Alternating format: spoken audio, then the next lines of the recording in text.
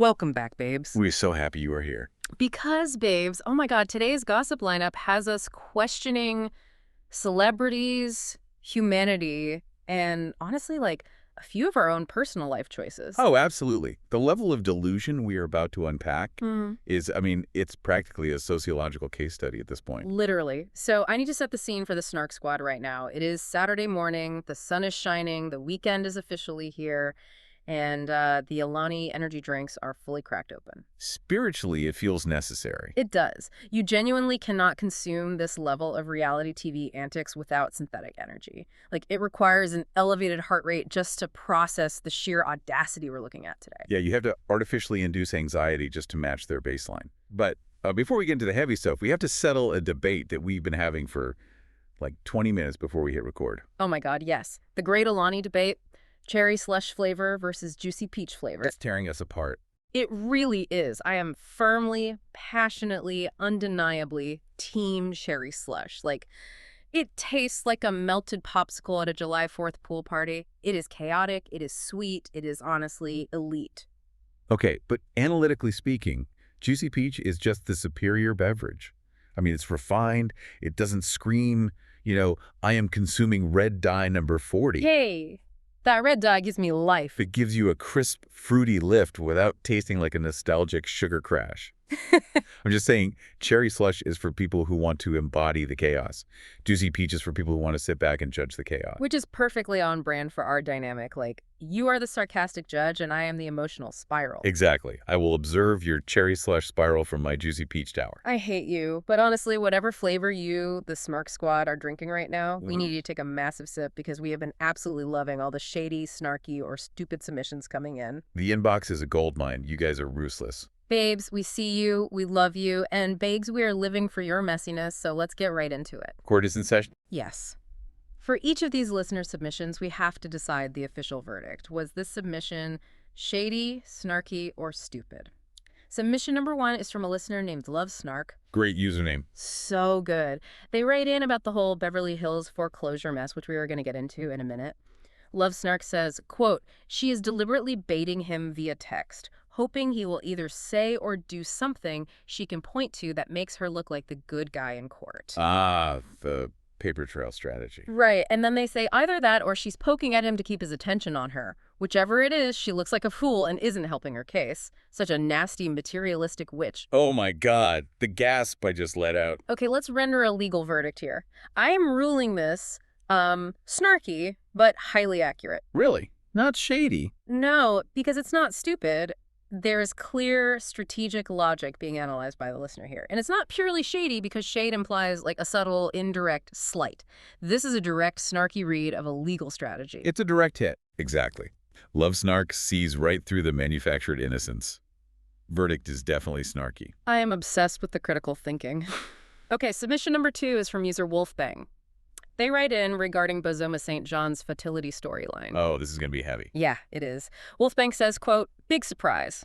Nobody was buying her ridiculous fertility journey storyline, so I guess she landed on a news storyline to bore us with next season." Oof.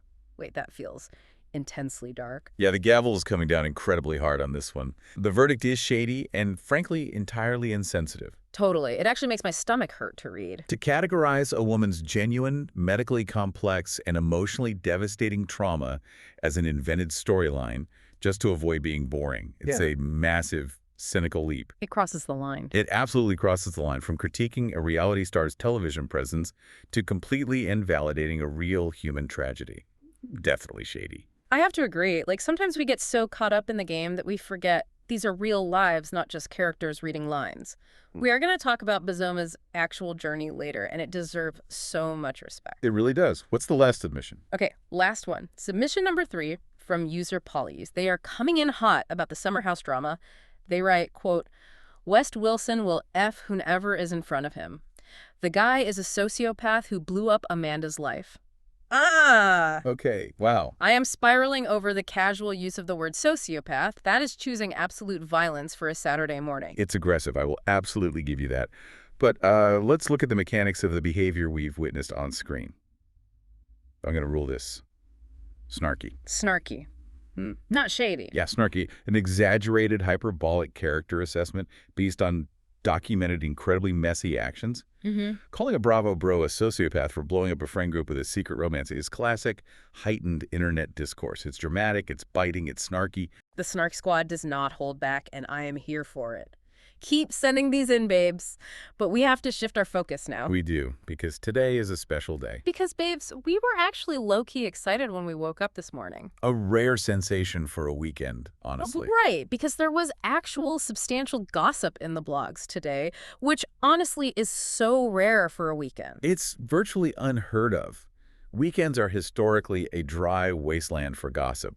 The PR teams go home, the crisis managers log off, and the bloggers, who, by the way, deserve a weekend off, just like the rest of us, usually schedule completely benign fluff pieces. Usually wake up on a Saturday and it's just like paparazzi photos of someone buying organic kale in Calabasas. It's nothing. Literally nothing. But waking up to today's massive, multi-show, cross-platform mess, it feels like an absolute gift to the group chat. So let's jump straight into this recap, because the overarching theme today is financial and social delusion, and I'm practically vibrating. Let's start with the absolute epicenter of this narrative control warfare, Beverly Hills. Oh, the texts? Specifically, the leaked text messages between Dorit and PK, which are currently surrounded by a swirling vortex of foreclosures and high-end shopping receipts. Babes, the sheer delusion of this entire situation has me in an emotional chokehold. So these text messages were obtained and leaked to the press, and they read like a script rejected from a daytime soap opera. It's being too obvious, yeah. Exactly. Let's start with the April 1st texts, which we are officially dubbing the Tatiana drama. Yes, referring to PK's new girlfriend. Right. So Dorit texts PK, completely dragging this new relationship. She says, and I quote, "I don't care that you have your girlfriend here. Haha, she knows you have 2 children and an ex-wife." The double X is a nice touch. It's so petty. And then she says, "It's okay. I'm sure she can handle you being an adult and speaking to me even when she's there." And then she follows it up with, "You have to start being able to live an honest life. I thought you were finally ready to." The absolute condescension in that, haha. It is incredibly transparent psychological posturing. I mean, let's break down the mechanics of that text. Please do, Judge.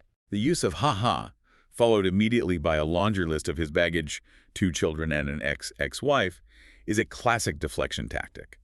She is trying to establish dominance. She wants to remind him of his complicated history, all while pretending she's entirely unbothered. Unbothered queens do not send paragraphs. Exactly. But PK's defense is actually quite fascinating here.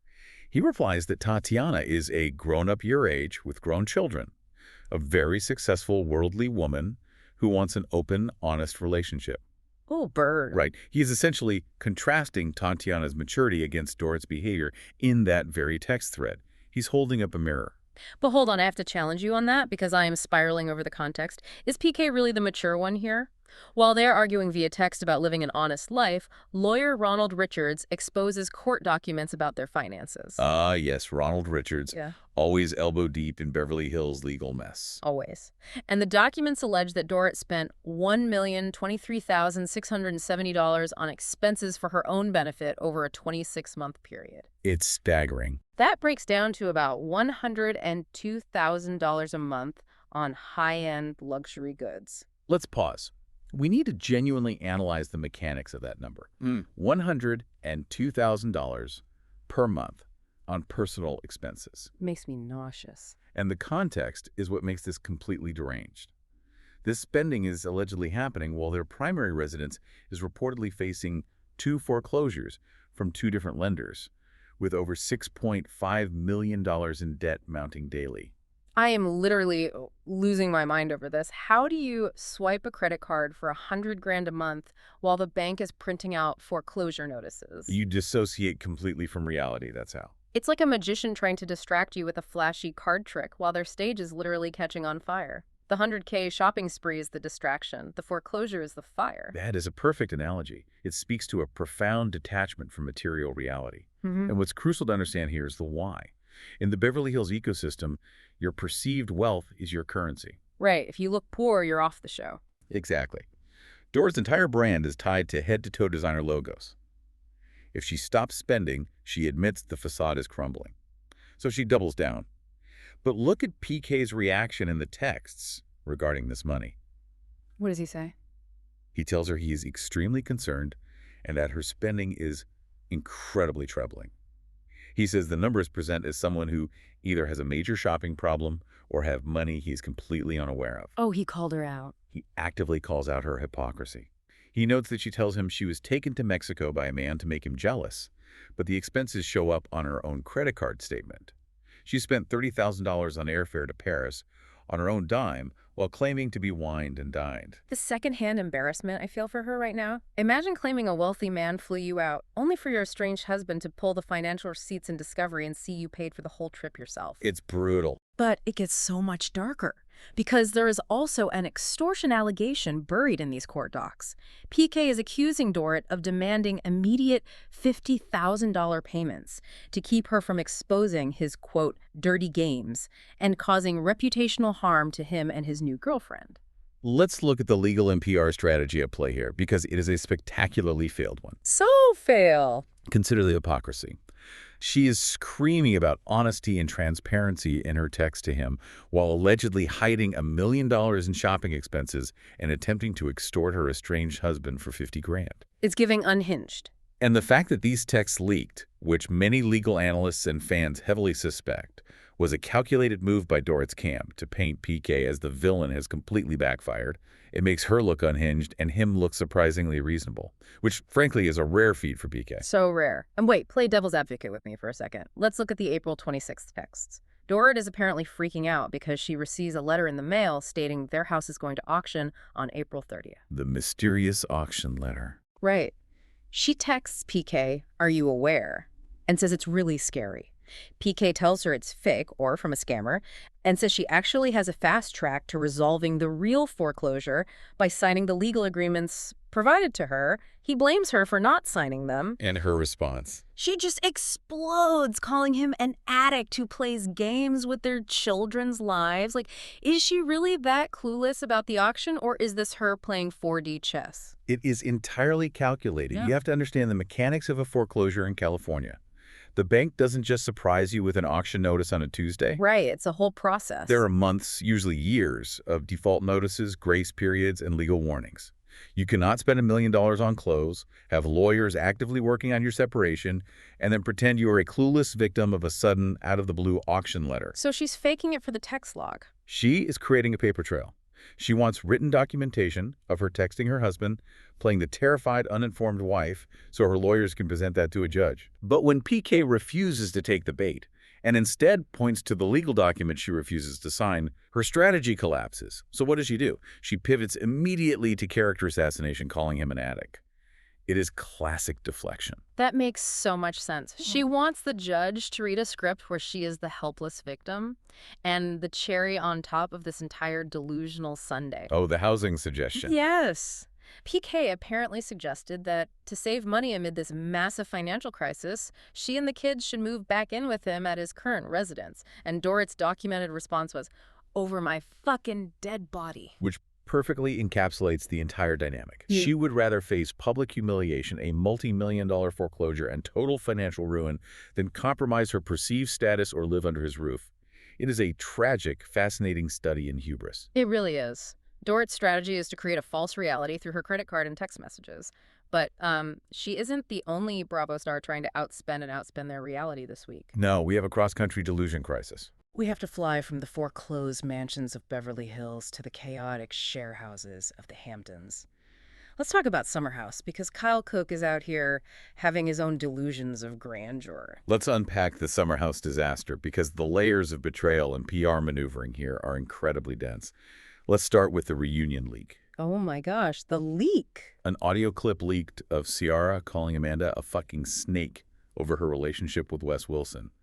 And Andy Cohen actually confirmed that it was a production member who leaked the audio, not a cast member. Which is wild. Like, usually it's a messy cast member with a burner account trying to drum up sympathy. But a rogue producer, why would a producer leak that? It speaks to the fractured relationship between the cast and the production company. Producers leak audio when they want to force a narrative that the cast is trying to hide, or when they want to generate organic, uncontrollable hype right before a reunion. So they're forcing the cast's hand. Exactly. It means the tension in that house was so palpable that even the people behind the cameras couldn't contain it. But babes, the leak is just the appetizer. Because Kyle Cook, Amanda's ex, who she just split from before immediately dating West, is doing street interviews in New York City. And the things he is saying are baffling. Right. He gets stopped by a reporter, and instead of executing basic defensive PR, Kyle decides to offer his own unprompted anatomical analysis of his castmates. I can't even. He confirms that a nude photo of West leaked, and instead of just saying no comment, Kyle claims he would maybe get a little blood flow going before taking a nude picture. I screamed. I literally dropped my phone. Why is Kyle Cook giving us an unsolicited critique of Wes Wilson's arousal state on the streets of Manhattan? Who asked for this? No one asked for it. Yeah. No one wanted it. Yeah. But you have to understand Kyle's psychological state. He is a man who lacks an internal filter, and he's desperately trying to control his own narrative by being the fun, transparent guy. A cool guy routine. Which leads to the second part of the interview where he tries to explain the recent paparazzi photos of him kissing Meghan King from the Real Housewives of Orange County. Oh my God, this was the moment that broke me. So he kisses Meghan King at a bar. He tells a reporter it was blown out of proportion that they hung out all night, and he was just listening to her open up about her custody battle. And then he drops his exact quote. It was almost like we were trauma bonding. it is the most egregious, manipulative misuse of therapy speak I have ever witnessed on camera. It's so bad. For the audience members who might not know, trauma bonding is a very specific, complex psychological response to abuse. It describes the attachment an abused person forms with their abuser as a survival mechanism. It is absolutely not a term you use to explain why you drunkenly made out with a former housewife at a bar after discussing a divorce. It is so gross. He is taking a term meant for survivors of domestic violence and using it to excuse a sloppy hookup. Exactly. It is a calculated PR spin. He wants to make a messy, impulsive hookup sound deep, emotional, and somehow inevitable. He's weaponizing therapy language to avoid accountability. But wait, Kyle wasn't done.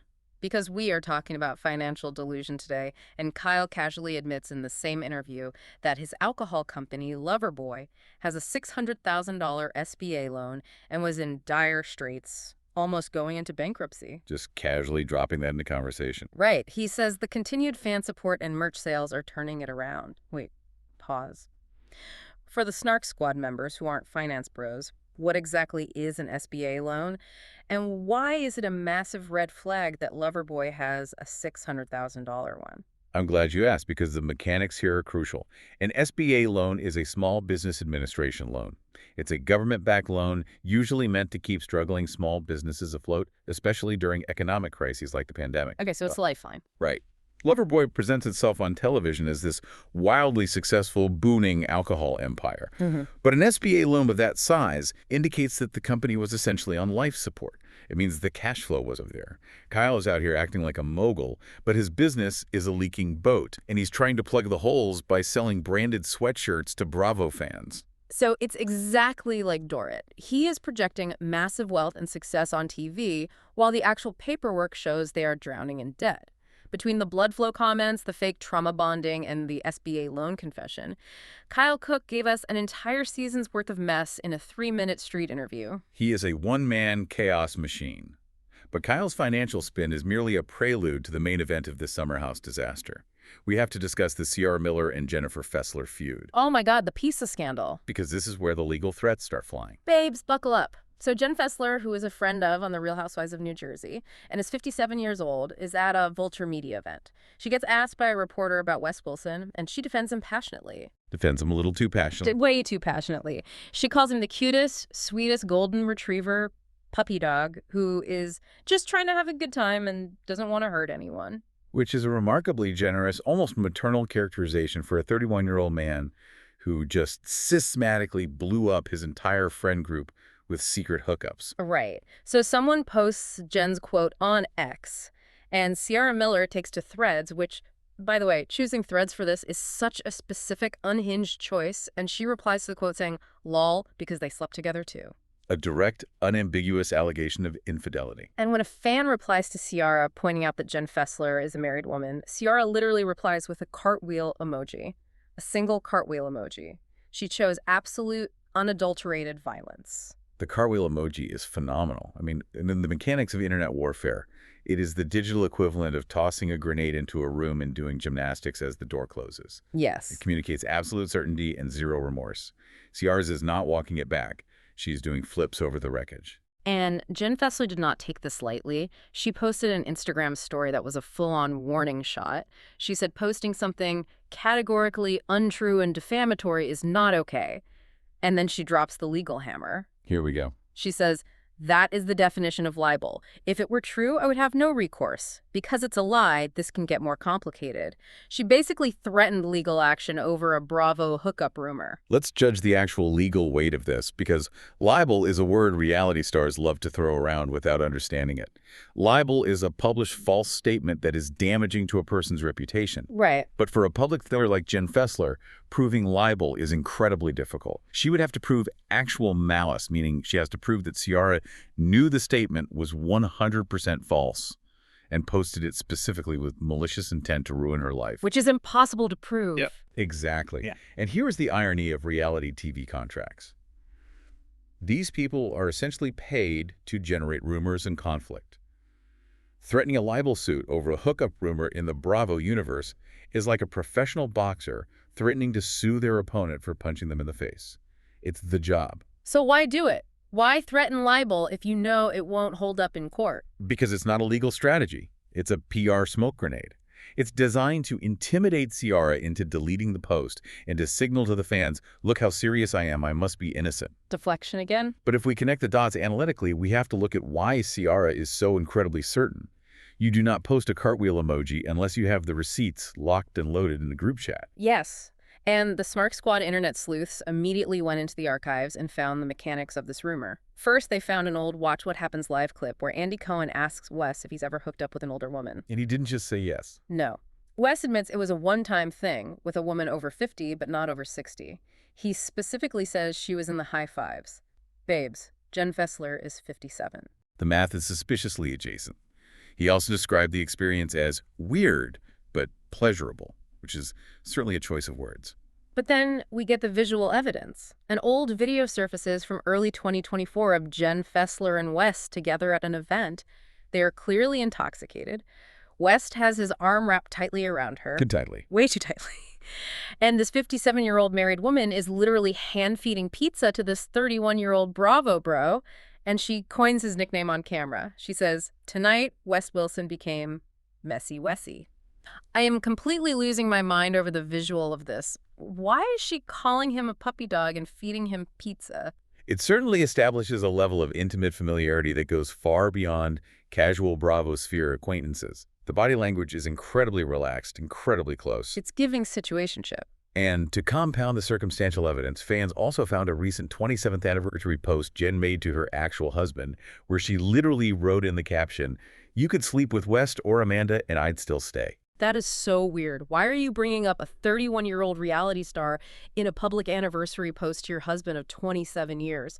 Like, I am pushing back on Jen's libel defense entirely. The threat feels like pure panic. It's a panic response. Ciara knows something. The pizza video, the WWHL confession, the anniversary post there is too much smoke for there not to be a fire. It is the phenomenal collision of reality TV universes. Yeah.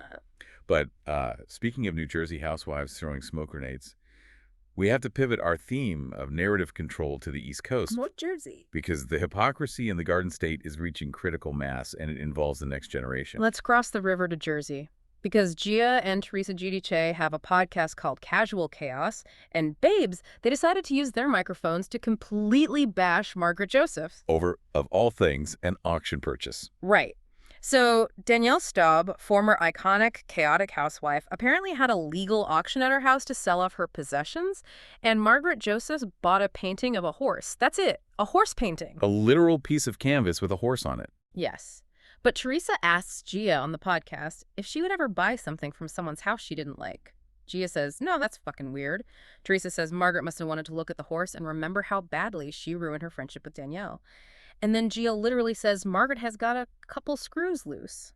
The sheer absurdity of this as a topic of outrage is staggering. Let's look at the mechanics of this anger. Danielle Staub legally auctioned off her possessions. Margaret, who has the disposable income, purchased a piece of art. Probably just to be petty, let's be real. Sure, petty. But to frame this transaction as a psychotic break claiming she has screws loose is textbook GDJ hyperbole. They cannot attack Margaret on substantive issues right now, so they are weaponizing a horse painting. But the real tea is that an anonymous insider immediately ran to the press to clap back at Teresa and Gia, and this insider did not hold back. They pointed out the extreme double standard. They said, Gia is on the television show, she has her own apartment, she has her own podcast where she is throwing shade and calling people names. So she shouldn't be immune to criticism just because she is Teresa's daughter. And I completely agree with the insider's analysis here. You do? Yes. For years, the unwritten social contract in the Housewives universe has been that the kids are off limits. You do not attack the children. But the landscape has fundamentally shifted. If you, as a 20-something adult, voluntarily step into the podcast arena to monetize your opinions and actively throw shade at your mother's coworkers, you are no longer a protected bystander. That's true. She is getting paid for it. You are officially playing the reality TV game. Yeah. You have entered the arena, and you deserve the heat that comes with it. You cannot wield a microphone as a weapon and then hide behind your mother's skirt when someone fires back. Wait, hold on. I have to play devil advocate here because I feel like we are being too harsh on Gia. Isn't she just a daughter defending her mom? Defending her mom on a monetized platform? But if someone came for your mother on national television for a decade, wouldn't you get on microphone too? Why is Margaret allowed to be petty and buy the horse painting, but Gia isn't allowed to call it weird? She is absolutely allowed to call it weird. But she has to accept the consequences of calling it weird on a public platform. Defending your mother is a natural instinct.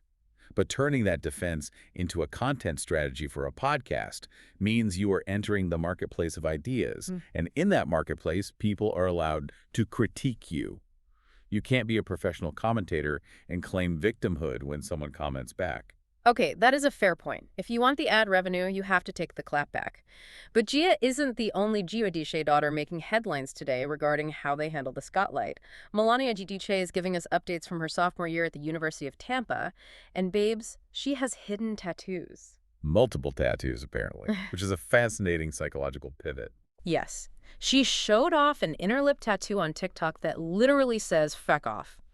She apparently showed it to her cousin Antonia Gorga on Christmas Eve, and Antonia said she almost passed away from shock. I would pass away too. And then she showed another tattoo on her ankle that says, "I love you," with a heart written by her best guy friend, Adam. Plus, she won the biggest risk award at her Sigma Tau Delta sorority formal. I am just in shock. The inner lip tattoo is such a specific, rebellious choice for a girl who grew up on camera wearing matching ruffled leopard print dresses. Let's analyze this because it connects perfectly to our theme of narrative control. Melania is a fascinating case study of Gen Z reality kids. These kids have lived their entire formative lives under a microscope, performing a highly curated version of family life for a national audience. Every milestone was filmed. Everything. Birthdays, communions, everything. Getting a hidden tattoo that explicitly says "freck off" in a place only she can choose to reveal is a profound, literal reclaiming of her own physical agency and privacy. It's a tiny, permanent rebellion against constant observation.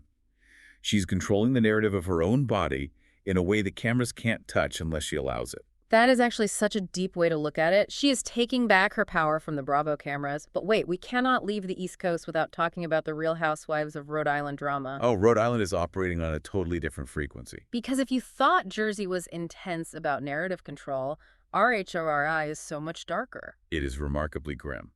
Let's look at the Joe Ellen and Rula situation and how the group is handling the concept of truth.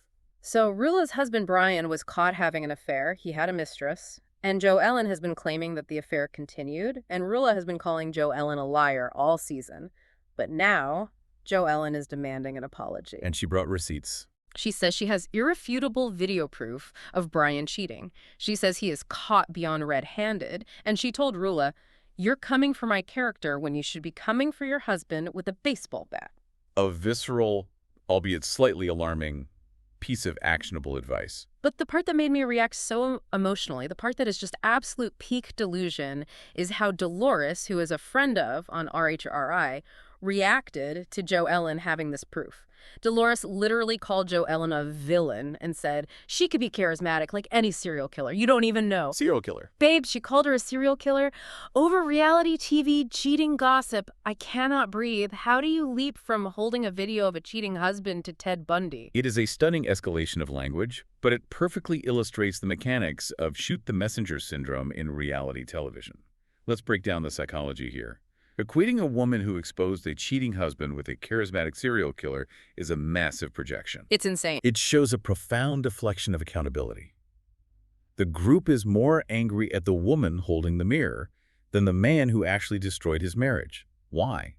Because acknowledging the husband's betrayal requires the women to face the fragility of their own marriages. Oh, wow. It is easier to brand Joellen a monster, a serial killer, than to admit that their social circle is built on lies. They're trying to control the narrative by completely discrediting the truth teller. It's toxic, but it is phenomenal television. They would rather live in the delusion than face the facts. Okay, we need to take a deep breath, grab another sip of our Alani, because we are heading into our final section. We need to center ourselves. And I want to connect this theme of reality versus television narrative to a much more serious, emotional place before we end on some messy Bravo strategy. Let's go to Beverly Hills and then the Valley. Let's start with Bozoma Saint John from Beverly Hills. She appeared on the Juicy Scoop podcast and delivered a level of raw, unproduced honesty that we rarely see in this format. It completely bypassed the usual storyline mechanics. I genuinely reacted with such deep empathy to this, and it makes that listener submission from earlier look even more cruel. Bozoma talked about pausing her fertility journey with her fiancé Keely Watson. She said physically she is okay, but psychologically she is terrified. And she explained exactly why she's terrified. Because she opened up about the tragic loss of her baby, Eve. She developed severe preeclampsia, and her daughter passed away the day she was born. Which is an unimaginable trauma. Ugh. For context, preeclampsia is a severe blood pressure condition during pregnancy that can be fatal to both the mother and the baby. It is sudden, it is violent, and it leaves profound psychological scars. It's a nightmare. And Bozoma articulated how that tragedy became the first fracture in her marriage. She said, "While he didn't blame me, I felt like he blamed me. And I think I made that up." That broke my heart. The guilt she carried, the projection of blame, and then she got pregnant again 3 months later out of desperation, was absolutely terrified the entire time, ended up on bed rest, and her second daughter was born premature and spent 6 weeks in the NICU. It's just a cascading series of medical traumas. And that compounding trauma, the grief of losing one child and the terror of almost losing another, ultimately led to her divorce. She said a year later she just couldn't do it anymore. Babes, it is so rare to hear a reality star be this vulnerable about the intersection of severe medical trauma, grief, and the breakdown of a marriage. It really grounds you. It does. It reminds you that behind the glam squads and the manufactured drama, there is real, profound human suffering. It is incredibly rare. Let's look at how reality TV traditionally handles trauma. Usually, the machine demands that trauma be packaged into a neat, resolvable storyline. It has a beginning, a middle where the cast rallies around them, and an end where they find closure at a reunion. Or worse, the trauma is weaponized in an argument. Exactly, like bringing it up at a dinner party. But Bozoma simply laid bare the mechanics of grief. She explained how grief isn't a plot point. It's a corrosion that destroys relationships from the inside out. It requires immense bravery to share that publicly, especially when, as we saw in the listener submissions, some audiences will still cynically dismiss it as a calculated attempt to secure a contract for next season. She chose raw truth over a produced narrative. I just wanted to send her so much love. It really puts the petty drama into perspective. But because we are looking at how reality stars manipulate narratives, we have to contrast Bozoma's genuine vulnerability with the most calculated, manufactured reality TV behavior currently happening.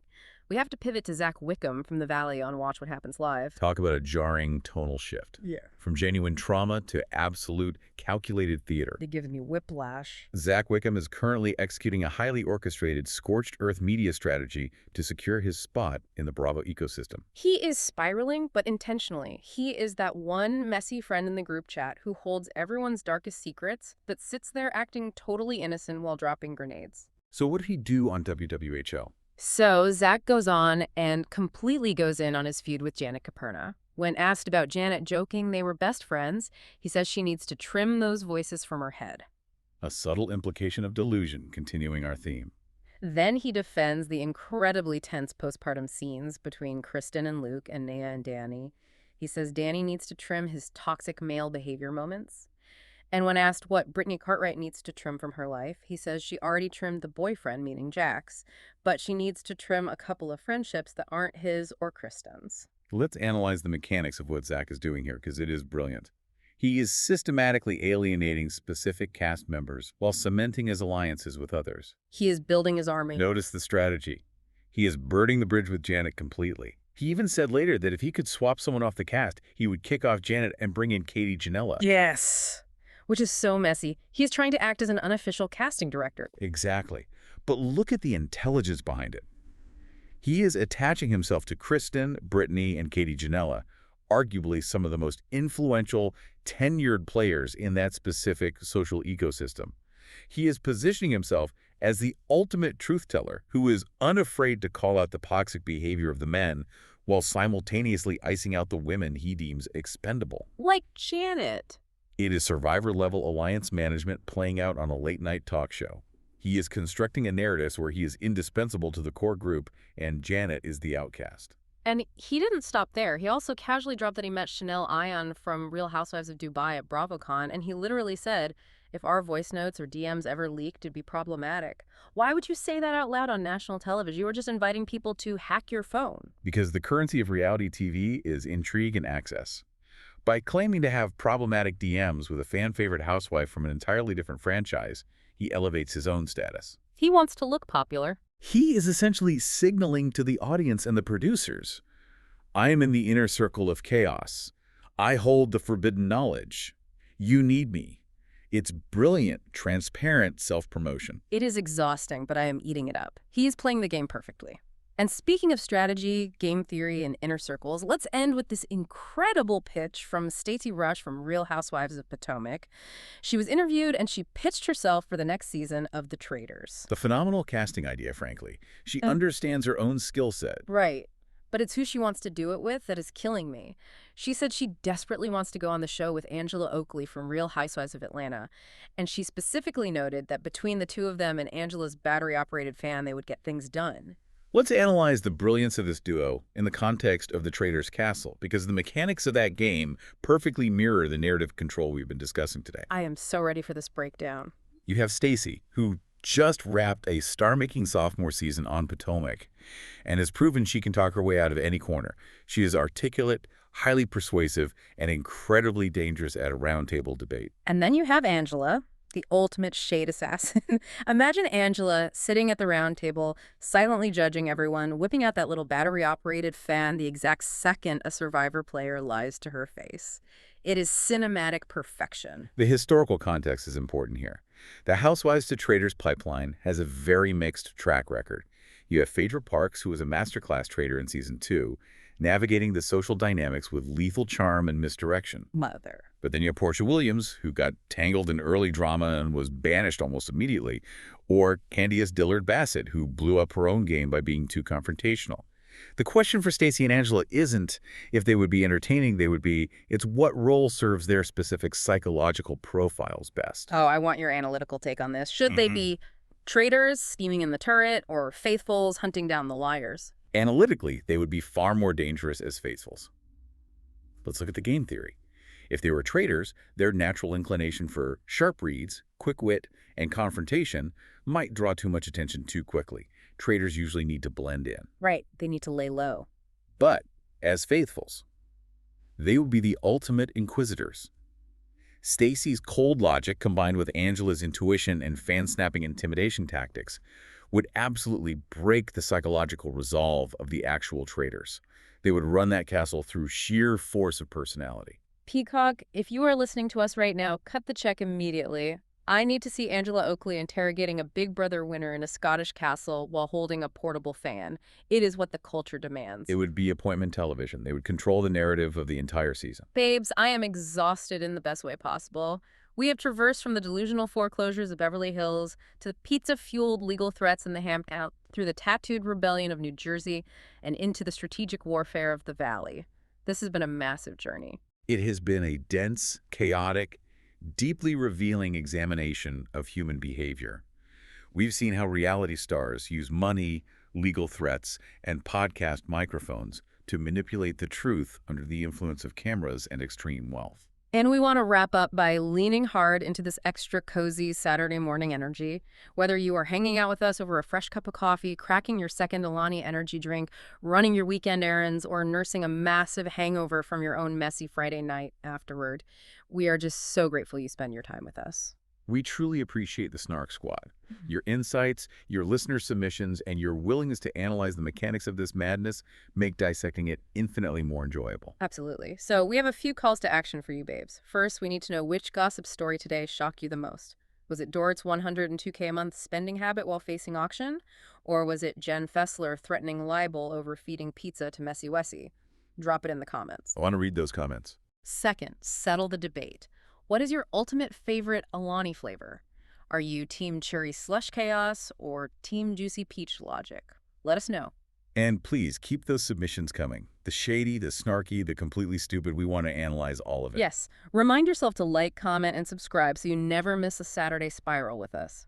But before we let you go to enjoy your weekend, we want to leave you with a final, provocative thought to chew on. Consider the architectural shift in how we actually consume this entertainment now. Isn't it wild how modern reality TV has evolved? We used to sit on our couches and watch the drama happen neatly contained on our television screens for exactly 42 minutes. The show was the product. But now, the actual television show is just a backdrop. It's just the inciting incident. The real reality TV is happening in the comment sections, on threads with cartwheel emojis, via leaked text messages to TMZ, and in podcast studios. We aren't even watching a TV show anymore. We are watching a 24/7 digital war, and the cast members are using us, the audience, as their infantry to fight their battles. It's no longer passive consumption. It is an immersive, multi-platform psychological thriller, and you are all part of the cast. Wow. Okay, on that note, go enjoy your weekend, babes. Stay nosy, stay messy, and we will see you on the Snark side.